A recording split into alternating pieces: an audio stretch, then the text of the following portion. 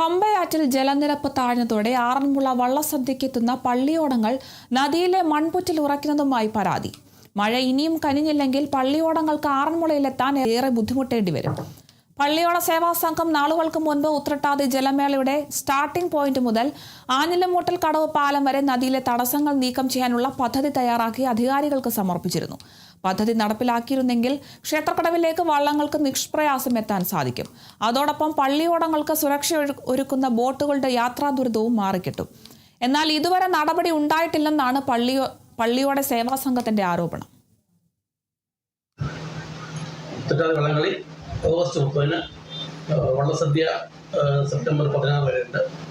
ചുറ്റാതി വള്ളംകളിക്കുള്ള എല്ലാ ക്രമീകരണങ്ങളും നടന്നു വരുന്നു. അതിനുവേണ്ടിയുള്ള race committee, wrestling committee, border committee, programme committee എല്ലാം തയ്യാറെടുപ്പ് കഴിഞ്ഞു. മത്സരത്തിന് വേണ്ടിയുള്ള എല്ലാ തയ്യാറെടുപ്പും 51 കരകളിലും നടന്നു വരുന്നുണ്ട്. ആദ്യ ഘട്ടം ജലഘോഷയാത്രയാണ്. ആറന്മുളയുടെ തനതായ പാരമ്പര്യ ശൈലിയുള്ള വെച്ചുമാട്ട് കൂടിയുള്ള തോഴ്ചയോടുകൂടി മഞ്ചിപ്പാട്ടത്തോടുകൂടി ആദ്യ 1 മണിക്ക് തന്നെ ജലഘോഷയാത്ര ആരംഭിക്കും.